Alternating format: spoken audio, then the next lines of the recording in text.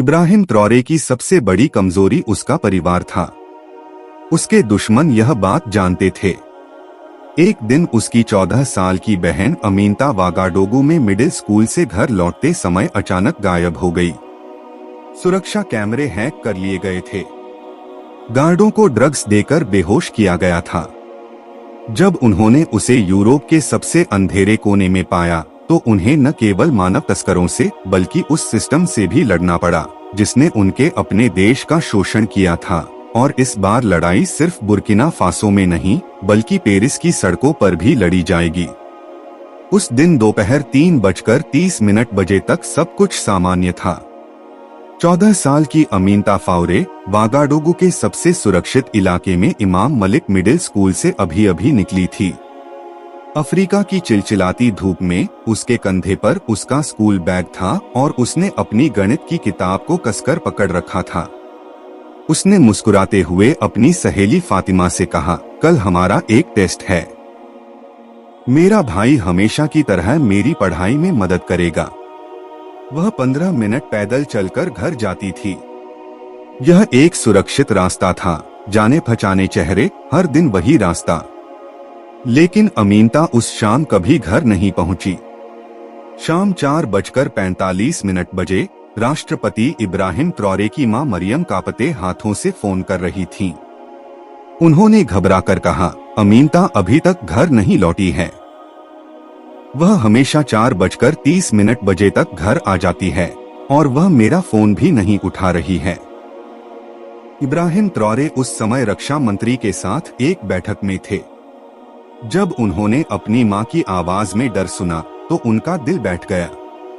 उन्होंने बैठक छोड़ दी और कहा, मामदू को बुलाओ, अभी आपातकालीन प्रोटोकॉल शुरू करो। शाम 6 बजे तलाशी अभियान शुरू हुआ और एक भयानक सच्चाई सामने आई। स्कूल के सुरक्षा कैमरों ने 3:25 बजे के बाद तकनीकी खराबी के कारण काम करना बंद कर दिया था। अमीनता के घर के रास्ते के सभी कैमरे भी ठीक उसी समय खराब हो गए। सुरक्षा प्रमुख मामदू ने अपने टैबलेट की स्क्रीन पर खाली फुटेज दिखाते हुए कहा, यह एक पेशेवर काम है। सिस्टम को योजनाबद्ध तरीके से हैक किया गया था। ट्रॉरे ने ठंडी कठोर आवाज में पूछा, सुरक्षा टीम कहाँ थी? 2 गार्ड दूर से उसका पीछा कर रहे थे। हमें वे ड्रग्स की हालत में मिले। यह एक पेशेवर काम है। उसी पल ट्रॉरे समझ गए कि यह कोई साधारण अपहरण नहीं था। यह उनके खिलाफ एक राजनीतिक ऑपरेशन था। लेकिन किसी को नहीं पता था कि ट्रॉरे की असली योजना कितनी बड़ी होगी। पहले 3 दिन शांति से बीत गए। कोई फिरौती की मांग नहीं आई। मीडिया में कोई खबर लीक नहीं हुई। मानो 14 साल की एक लड़की दुनिया से गायब हो गई हो। चौथी रात की अंधेरी सुबह ट्रॉरे के निजी फोन पर सुबह 2:30 बजे घंटी बजी। नंबर ब्लॉक था। ट्रॉरे ने नींद भरी आवाज में कहा, हेलो। एक ठंडी आवाज ने कहा, इब्राहिम। वह फ्रांसीसी में बात कर रहा था। ट्रॉरे का पूरा शरीर तनाव में आ गया। तुम कौन हो? मैं महत्वपूर्ण नहीं हूँ। महत्वपूर्ण यह है कि तुम्हारी बहन जिंदा है। तुम्हें क्या चाहिए? पिछले महीने तुमने जिस सोने की खान के राष्ट्रीयकरण के आदेश पर हस्ताक्षर किए थे उसे रद्द करो। चीन के साथ यूरेनियम समझौते को रद्द करो और अफ्रीका के संसाधनों के साथ अपना क्रांतिकारी खेल बंद करो। ट्रॉरे की उंगलियों से एक चटकने की आवाज आई। अगर मैं मना करूं तो तुम्हारी बहन एम्स्टर्डम में अपने नए काम में बहुत सफल होगी। 14 साल की एक बहुत मांग वाली प्रोफाइल आवाज इतनी बेरहम थी कि ट्रॉरे का खून जम गया। मैं तुम्हें 72 घंटे का समय देता हूँ। सोच लो। लाइन कट गई। इस कहानी को अपने दोस्तों के साथ साझा करें। यह एक ऐसी सच्चाई है जिसे हर माता पिता को जानना चाहिए। सभी को इन लोगों के बारे में पता होना चाहिए। ट्रॉरे ने फोन को मेज पर रख दिया। वह अपने सिर को हाथों में लेकर बैठ गए। पहली बार उन्होंने इतना असहाय महसूस किया। लेकिन फिर उनके अंदर वही जानी पहचानी आग जल उठी। उन्होंने फुसफुसाते हुए कहा, नहीं, इस बार मैं उन्हें हराऊंगा। उस रात ट्रॉरे बिल्कुल नहीं सोए। उन्होंने अपनी भरोसेमंद टीम को एक आपातकालीन बैठक के लिए बुलाया। सुरक्षा प्रमुख मामदू, खुफिया प्रमुख कोनाटे और सबसे महत्वपूर्ण बुर्किना फासो की 28 साल की सारात्रा। त्रा ने लाल लेकिन लंबी आंखों से कहा, वे सोचते हैं कि मेरी कमजोरी मेरा परिवार है, लेकिन वे गलत हैं। मेरे परिवार के एक बच्चे पर हमला करके वे नहीं जानते कि उन्होंने अफ्रीका के सभी बच्चों पर हमला किया है। यह उनकी सबसे बड़ी गलती होगी। सारा कामारा ने अपना लैपटॉप खोला। उन्होंने MIT में प्रशिक्षण लिया था और बुर्किना फासो लौटकर ट्रॉरे की टीम में शामिल हो गई थीं। सर, मैंने उस फोन कॉल का विश्लेषण किया है। आवाज को टोर नेटवर्क के माध्यम से 7 अलग अलग देशों से भेजा गया था, लेकिन असली सिग्नल स्विट्जरलैंड से आया है। हालांकि एम्स्टर्डम का उल्लेख जानबूझकर किया गया था। कोनाटे ने कहा, वे हमें वहां ले जाना चाहते हैं। स्विट्जरलैंड एक बैंकिंग केंद्र है जहां पैसे का पता नहीं लगाया जा सकता है। मामदू ने कहा, और हमारे पास बुरी खबर है। पिछले 2 सालों में बुर्किना फासो की 73 युवा लड़कियां स्टूडेंट वीजा मिलने के बाद गायब हो गई हैं। औसत उम्र 15 साल है। ट्रॉरे ने मेज पर मुट्ठी मारी। यह अब सिर्फ अमीनता का मामला नहीं है। वे जो नहीं जानते थे वह यह था कि यह ऑपरेशन सिर्फ शुरुआत थी। 5वें दिन त्रा ने एक अप्रत्याशित कदम उठाया। राष्ट्रीय टेलीविजन पर बयान देते समय उन्होंने राजनयिक प्रोटोकॉल को नजरअंदाज कर दिया। कैमरे की ओर देखते हुए उन्होंने कहा, मेरे प्यारे नागरिकों, मेरी 14 साल की बहन अमीनता 5 दिनों से लापता है और अब मुझे पता है कि वह कहाँ है। विश्व मीडिया हैरान था। ऐसी स्थितियों को आमतौर पर गुप्त रखा जाता है। जिन लोगों ने अमीनता का अपहरण किया है उन्होंने मुझे अपनी आर्थिक स्वतंत्रता की नीतियों को छोड़ने के लिए मजबूर किया है। वे ऐसी ताकतें हैं जो अफ्रीका के संसाधनों को नियंत्रित करना चाहती हैं। ट्रॉरे की आवाज धीरे धीरे सख्त होती गई, लेकिन उन्हें यह पता होना चाहिए कि इस हमले में उन्होंने सिर्फ एक परिवार को निशाना नहीं बनाया है, उन्होंने अफ्रीका के सभी बच्चों को निशाना बनाया है और मैं उन्हें इसकी कीमत चुकाने के लिए मजबूर करूंगा। जिन लोगों ने उन्हें निशाना बनाया था उन्हें उम्मीद थी कि वह गुस्से में गलती करेंगे, गुप्त ऑपरेशन चलाएंगे, सैन्य शक्ति का इस्तेमाल करेंगे, दुश्मनों को धमकी देंगे, लेकिन ट्रॉरे ने इसका उल्टा किया। टेलीविजन पर सार्वजनिक रूप से बात करके उन्होंने स्थिति को विश्व जनमत के सामने ला दिया। वे अब छिप नहीं सकते थे। हर कोई उन्हें देख रहा था। उस भाषण के बाद पूरे अफ्रीका में समर्थन की लहर दौड़ गई। सेव अमीनता हैशटैग दुनिया भर में ट्रेंड करने लगा। सारा और उनकी टीम ने दिन रात काम करके यह समझ लिया था कि स्विट्जरलैंड का सिग्नल वास्तव में एम्स्टर्डम के लिए एक रीडायरेक्ट था। असली लक्ष्य एम्स्टर्डम के वेल्स जिले में एक पुरानी इमारत थी। सारा ने सैटेलाइट तस्वीरें दिखाते हुए कहा, सर, यह इमारत वास्तव में एक कॉम्प्लेक्स का हिस्सा है। निचली मंजिलें एक दूसरे से जुड़ी हुई हैं। हमने थर्मल कैमरों के माध्यम से अंदर कम से कम 40 से 50 लोगों की उपस्थिति का पता लगाया है। सुरक्षा के मामले में वे पेशेवर हैं, लेकिन हमारे पास एक फायदा है। किसी को उम्मीद नहीं है कि बुर्किना फासो एम्स्टर्डम में एक ऑपरेशन चलाएगा। त्रा ने गहरी सांस ली। हम सिर्फ अपनी बहन को नहीं बल्कि सभी लड़कियों को बचाएंगे। उसी शाम ट्रॉरे ने एक आश्चर्यजनक फोन कॉल किया।